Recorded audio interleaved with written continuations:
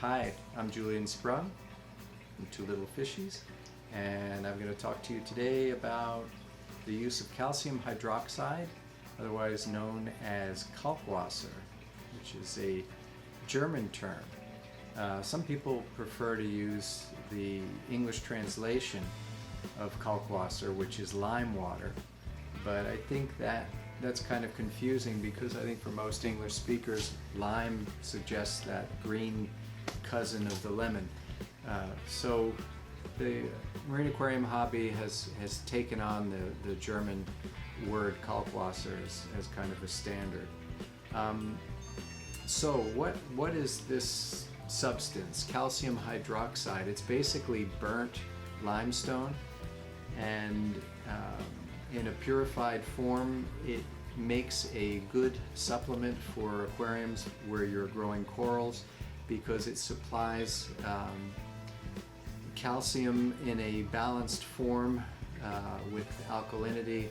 I think some of the chemists will say, ooh, he didn't quite get that exactly right. Well, it doesn't disturb the balance in the aquarium, and the hydroxide added has some additional benefits. It elevates the pH of the aquarium temporarily, helps to counter acidification in that sense. It also precipitates metals, so hydroxide ions added to the water can help control any accumulation of some heavy metals in the aquarium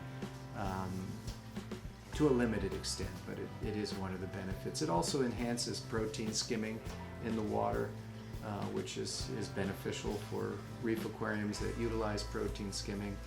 There's an effect of that pH elevation that makes the skimmer work a bit more efficiently.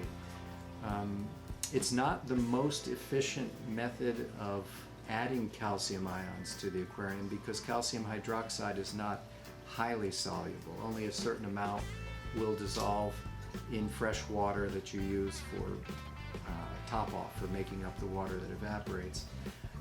Calcium chloride is much more soluble, so you're able to add more calcium ions with a solution of calcium chloride, but it's not a balanced solution. You have the chloride ions that are added as well, and there's no alkalinity added with a solution of calcium chloride. On the subject of adding alkalinity, the calcium hydroxide itself does not add alkalinity, but what it does is it combines with dissolved carbon dioxide in the water, and it in effect it grabs CO2 and it does the addition. If you don't over add it, don't add too much calcium hydroxide at once, it will elevate the alkalinity in the aquarium and do so in a balanced fashion.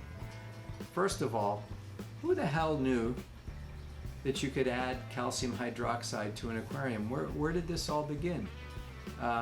Well, there's an answer for that question. It all began in Germany with Peter Wilkins. Now, when I say Germany, he is German, and he ran a shop called Wee Aquaria, which has a funny connection with Kalkwasser, doesn't it? Wee Aquaria was in Switzerland, in Winterthur was the name of the town, and Peter was an avid hobbyist way back in the old days, and he really is the father of the reef aquarium hobby. I think, sure, there were other hobbyists in different places in the world that may have kept live rock and did some experiments with corals. Lee Chin-Eng, of course, in Indonesia comes to mind. But the modern hobby of reef keeping, the Berlin system, the idea of using protein skimmers, adding Kalkwasser, adding strontium, iodine, iron, all of this was worked out by Peter Wilkins. And he inspired a large group of hobbyists in Berlin, which is why it's called the Berlin method, for those of you who are familiar with that. But Peter Wilkins figured out that adding Kalkwasser was really a very simple, cost-effective, and very useful way to maintain a reef aquarium for growing corals, and worked out all the reasons, one of which I forgot to mention. In addition to elevating pH and enhancing protein skimming and helping to precipitate heavy metals.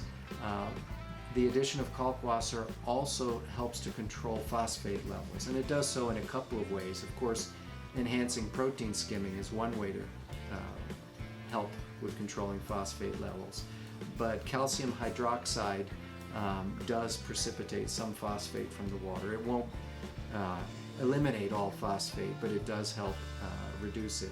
So the daily addition of Kalkwasser is one way of helping to manage phosphate levels, and then you could say by association it's one way of helping to limit the growth of algae. So it's common to hear people tell you if you've got trouble with cyanobacteria or if you have trouble with dinoflagellates to try to elevate your pH by dosing Kalkwasser. Sounds like it's a cure-all. I don't know that I would call it a cure-all, but it is definitely one of the tools that I, as a longtime hobbyist, use to help maintain the stability in an aquarium. I rely on it. Now, Richard was reminding me to mention that other hobbyists, I'm not the only one, I'm not the only holdout here using Kalkwasser. I think most of the famous hobbyists who are maintaining coral reef aquariums for many, many years now also continue to use it, even if they have a calcium reactor or if they use a two-part supplement. And even Joe Waiulo at the Long Island Aquarium and Exhibition Center, who has a 20,000 gallon reef aquarium, he uses a very large calcium reactor, but he doses Kalkwasser daily because of all the benefits that I mentioned. And Joe, I think Richard's going to send you that check in the mail. Okay. In aquariums that have a very large population of stony corals and coralline algae, sometimes the addition of Kalkwasser is not enough to keep up with the depletion of calcium and alkalinity. And in that case, you need either a calcium reactor or a two-part solution like sea balance, where you have a much stronger ability to supply the calcium ions and supplement alkalinity. So I think it's important to consider Kalkwasser as beneficial for most reef aquariums, even if you're using another form of calcium and alkalinity supplementation, because of the other benefits. You know, adding it especially at night, you have the ability to boost the pH when it otherwise would be falling because of respiration in the aquarium. Of course, an alternative to that is to use an algae filter, a turf filter, or a refugium that's illuminated at night. That method pulls CO2 out of the water and therefore elevates the pH. As I mentioned, Kalkwasser addition also pulls CO2 out of the water, and the hydroxide very rapidly raises the pH in the aquarium. So you can dose it with a timer or with you could have even a pH meter that measures the pH, and as it's falling it can dose small quantities of calcium hydroxide. And incidentally, when I say dosing calcium hydroxide, I'm referring to a solution of calcium hydroxide mixed in water. We'll look at some of that shortly, different methods of adding it to the water. But you can use a pH meter and it can maintain your pH at night. You can use a level switch, but that's dangerous because adding too much Kalkwasser to the aquarium will raise the pH too high.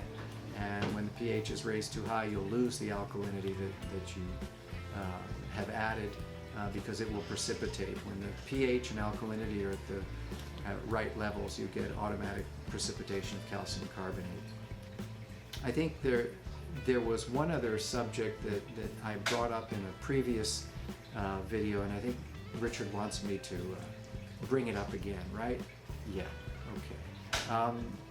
This is a true story. You know, working many, many years at Two Little Fishies, not only am I, you know, the guy in charge, I also am the one who answers the technical questions. And I get phone calls, I get a lot of emails.